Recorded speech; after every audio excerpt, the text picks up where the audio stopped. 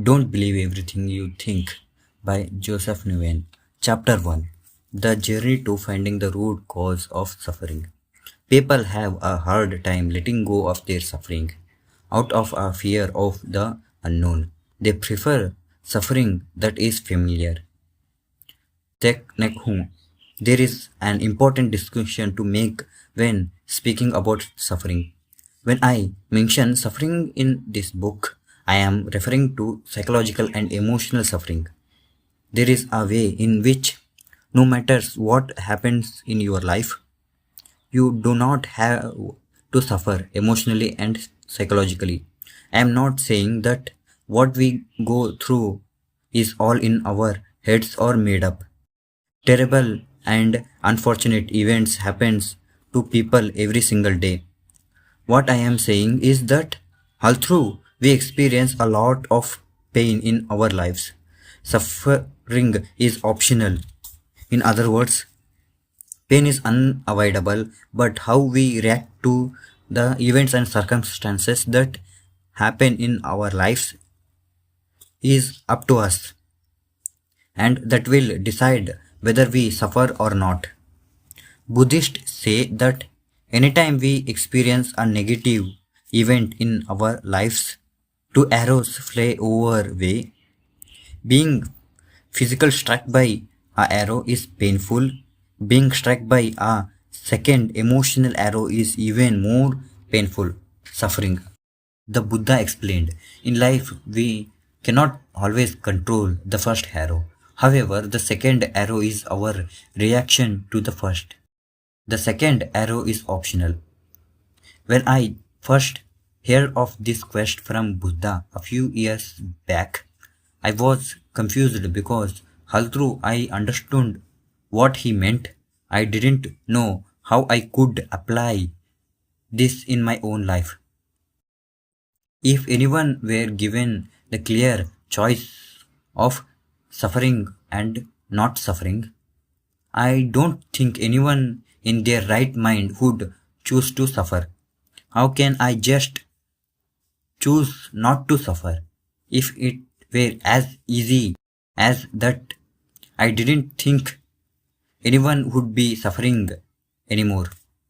It wasn't until years later that I come across a new understanding of where suffering comes from, that I was able to stop it at its source.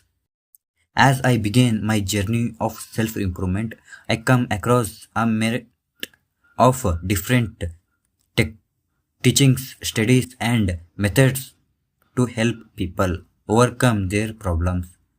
I read dozens, if not hundreds, of books, studied psychology, went to therapies, listened to many different thoughts leaders, tried changing my habits, wake up at 4 a.m., changing my diet, becoming more sustained and disciplined, shadow work, study personality types, meditating daily, going on spiritual rituals, follow spiritual masters, and researching different ancient religions.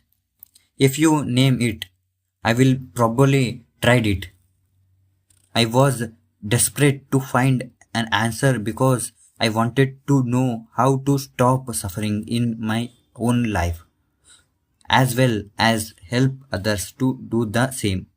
Al- Although some of those things didn't help me improve incrementally, it didn't stop my suffering.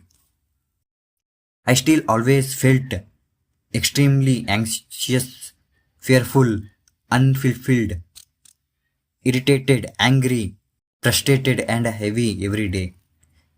Even after doing all of that, I still didn't discover the answer, and if I am being honest, as I was even more lost than before I started on this quest.